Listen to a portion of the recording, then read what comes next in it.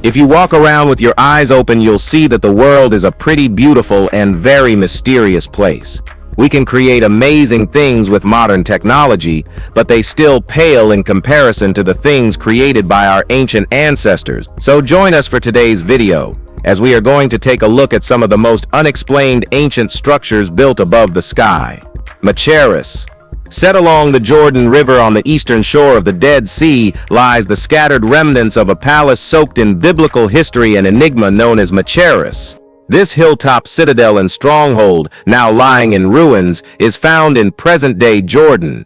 As documented by the Jewish Roman historian Flavius Josephus, Machaerus served as the foreboding location for the arrest and eventual execution of John the Baptist. Well, if you don't know John the Baptist, he was a devout Judean preacher who held a crucial position as the forerunner and baptizer of Jesus. His ascetic lifestyle and powerful prophecies drew a devoted following throughout the Judean countryside. His bold criticism of King Herod Antipas's union with Herodias, however, marked the start of his demise. In the time of Jesus, Herod Antipas governed the territories of Galilee and Perea. His scandalous relationship and later marriage to Princess Herodias, once wed to his brother, provoked the outrage of John the Baptist. John's firm denunciation of this marriage not only angered the rulers, but also triggered the series of events that led to his end. One pivotal night, the mesmerizing dance of Herodias' daughter Salome enthralled Herod. Moved by her display, Herod vowed to fulfill any wish she voiced. But Salome didn't choose something modest or even respectable. Driven by her mother's fury, Salome asked for the head of John the Baptist to be brought to her on a platter. Though uneasy, Herod gave in to uphold his reputation before his audience, sealing the tragic outcome of the prophet. John the Baptist was taken into custody, locked away, and then executed, his severed head presented to Salome on a platter. Archaeologist Ginze Veros maintains that a courtyard discovered in Machaerus could be the very site where John the Baptist was judged and condemned to die. The truth of this story remains debated, as current findings are insufficient to confirm the courtyard as the true location of the preacher's sentencing. Though the Bible narrates the death of John the Baptist, it omits naming the exact setting. The scholar Flavius Josephus identified Machaerus as the site of Herod's palace, and to date, no counter-theories from scholars or excavators have challenged this view. Building upon his foundational research, Verus proposed a newer interpretation centered on a semicircular niche situated beside the courtyard. He believes this niche once held Antipas's throne, hinting that the nearby courtyard may have been the precise location where Salome danced and requested the prophet's death. Well, I don't know much about that kind of thing. But what's your take on that? Alright, now, let's talk about Mustang Caves. The Sky Caves of Nepal, also known as Mustang Caves, lie hidden deep in the Himalayan mountain range. They're part of the old Kingdom of Lo, which is called Mustang today. Among these towering cliffs, nearly 10,000 hand-dug caves stretch across the steep rock walls near the Kali Gandaki River. These caves aren't just empty spaces, they hold a creepy mystery. Inside, human skeletons were found with detailed clean cuts and markings. Mustang, where ancient life and harsh nature meet, carries a dark but strangely fascinating secret. Was this brutal violence or part of a sacred rite passed through time? And who were the people behind such deliberate, exact work? By the mid-1990s, a team from Nepal and the University of Cologne began digging into the stacked cave systems. What they found were partly preserved human remains believed to be 2,000 to 3,000 years old. Later in 2007, new expeditions found Buddhist art paintings, statues, old scrolls, pottery, and other pieces dating back to the 12th to 14th centuries. In 2008, researchers found more human bones about 600 years old, and murals with a blend of Buddhist and Bon writings. Bon, the region's ancient religion, long predates Buddhism in Mustang. In 2010, another team of explorers found 27 more human skeletons. These were fairly intact, but the bones had cuts, sharp, neat cuts that suggested careful preparation. It didn't look like slaughter, it looked ritualistic. After the bodies were treated, they were placed on wooden racks in open-air chambers. This lines up with sky burial customs, where bodies are offered to deadly vultures, meant to keep the cycle of life and death flowing, with nothing wasted. This kind of burial traces back to Tibetan and Zoroastrian beliefs, where giving your body to animals wasn't seen as gruesome, but sacred. And though a lot has been found, we still don't know who carved these caves, or why. Reaching them would have been hard. Some are still nearly impossible to access. That fact alone keeps the mystery alive. Experts say the caves had three main uses across time. Around 3,000 years ago, they were used for burials. Then, about 1,000 years ago, they were turned into homes, probably for people fleeing raids or violence.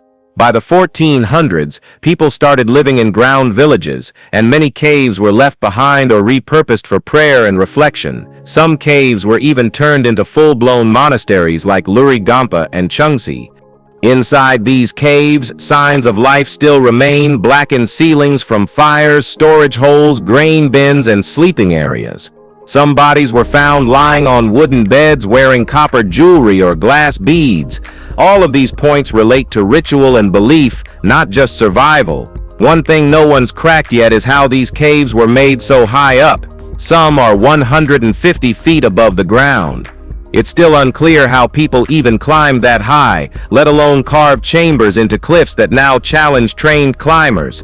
No one knows for sure. Even now, some locals use nearby caves for storage. Others are visited by monks or curious travelers, but for the most part, they sit quiet, cold, watching.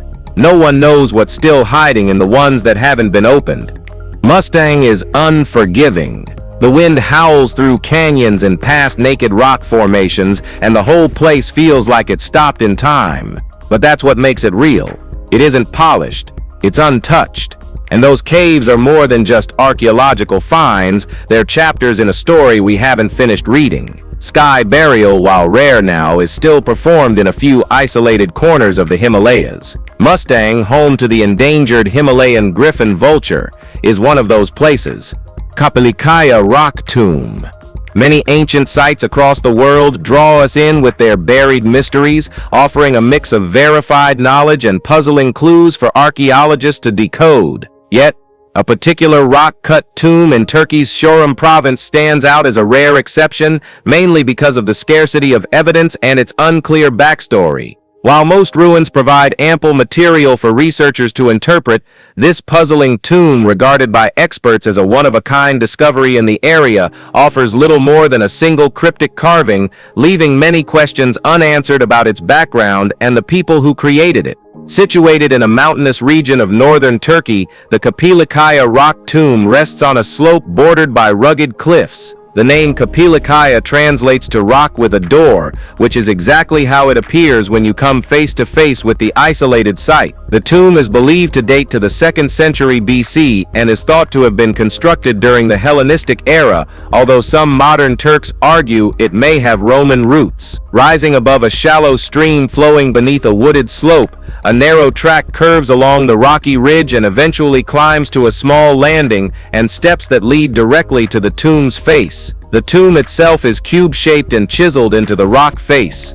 It's only partially attached to the cliff wall, possibly designed this way to keep the stone ceiling from caving in. Very little has been confirmed about this rock-cut chamber, as detailed excavations or notable findings remain scarce. Unlike Egypt's grand burial sites, which feature hieroglyphs and inscriptions, this tomb contains only one brief marking, the word "Ikesos." There's no conclusive record of what it signifies, though one interpretation claims it may refer to a forgotten Greek military officer, understandable given the area's past under Greek rule. This region was once part of the ancient kingdom of Pontus, later governed by the Persian-rooted Mithridatic dynasty, which gained control after the fall of the Achaemenid Persian Empire. This alternate history could point to a completely different origin story.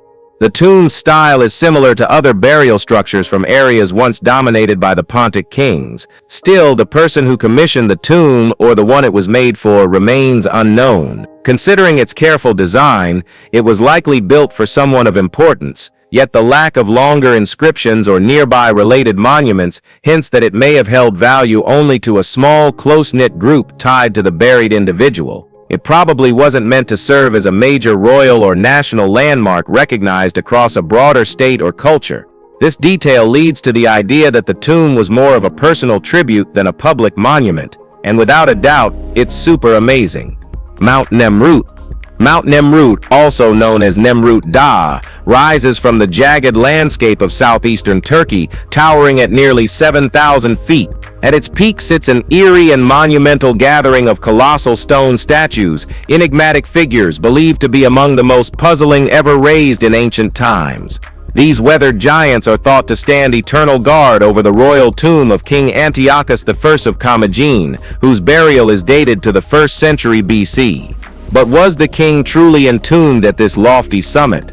Antiochus I reigned over the kingdom of Commagene from 70 BC to 36 BC. His heritage fused East and West, Greek lineage through his mother, tracing back to Alexander the Great, and Persian blood via his father, claiming descent from Darius the Great. Antiochus was not any ruler. He was deeply bound to religious ritual and held a grand vision of kingship, one where gods and kings were intertwined. In 62 BC, he ordered the creation of a sanctuary that would reflect this ideology. It was to be no modest shrine. Huge statues, each with heads measuring close to 7 feet tall, were carved to guard his future tomb. The site was engineered to glorify his name and to elevate him to divine status both in memory and the celestial realm. A towering mound of crushed rock crowns the summit. This is believed to cover the tomb of Antiochus himself. The mound spans 475 feet across and rests between 2 stone terraces. Each terrace bears a lineup of varied and symbolic statues that reflect Antiochus's reverence for both Greek and Persian Anatolian spiritual traditions.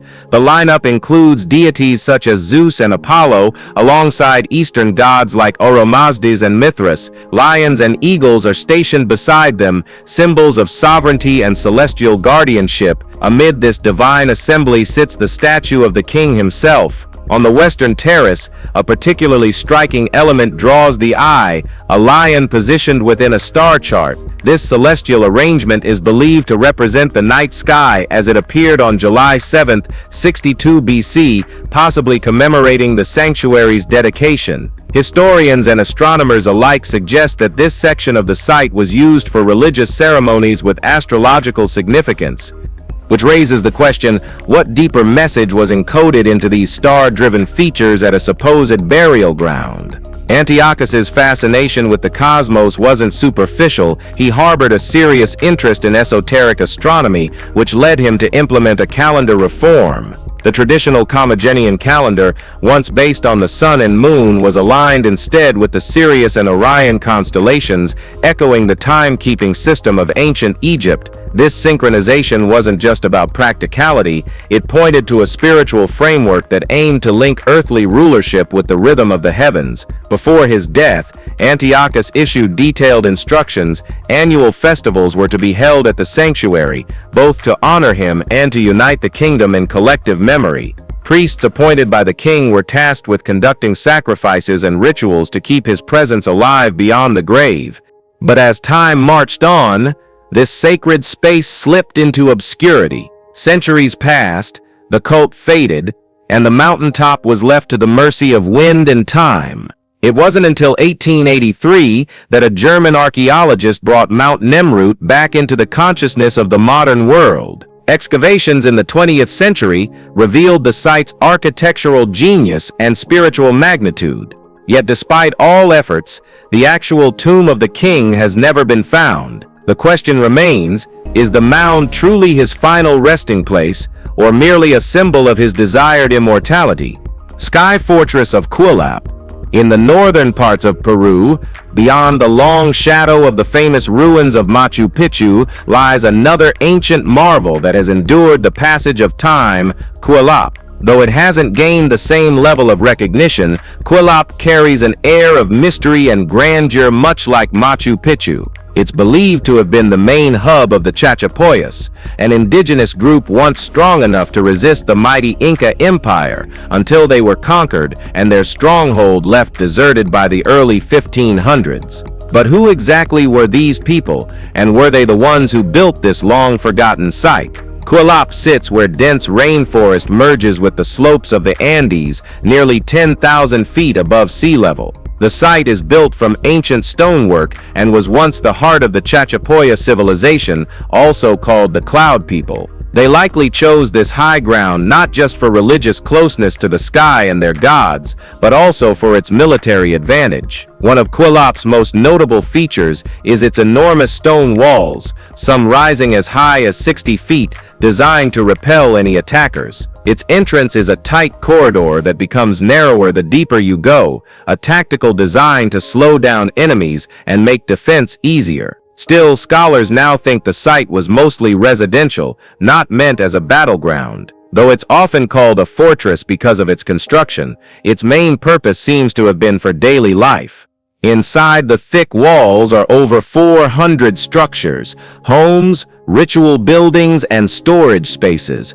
Among them is the Tintero, or Inel, a cone-shaped building that may have had spiritual importance, though experts are still debating its function. The evidence shows that Cuelap was first built around the 6th century AD, long before the Incas, and stayed active until the 1500s. The Incas are thought to have taken over in the late 15th century, but they let the Chachapoyas remain in their settlement. Then came the Spanish conquistadors in the 16th century. Their arrival led to the fall of Chachapoya society, and Cuelap was completely abandoned. It wasn't until 1843 that explorers rediscovered it. Since then, digs have revealed a great deal about Chachapoya customs. Among the findings, signs of advanced surgical methods on bones and preserved mummies hidden under homes, likely placed there for ceremonial use during rituals. One of the most remarkable finds includes the Purun Machu sarcophagi. These human-shaped burial pods sit high on ledges and hold the remains of the culture's elite. Made of clay, sticks, and grasses, these figures stand up to 8 feet tall, mostly painted white with expressive red and yellow faces. The term Purun Machu comes from the Quechua words Purun, meaning wild, and Machu, meaning old, describing both their look and the remoteness of their location. Each sarcophagus sits in a bent, seated position, encasing a mummy curled into the fetal pose and surrounded by personal burial items. Newer digs have revealed that the Chachapoyas had complex beliefs about the cosmos and impressive design skills. Researchers believe further excavations could uncover even more insights into the unresolved story of this secretive civilization and its skybound citadel. If you've enjoyed this video, be sure to like, share, and subscribe for more content like this. Thanks for tuning in, and we'll see you soon in the next one.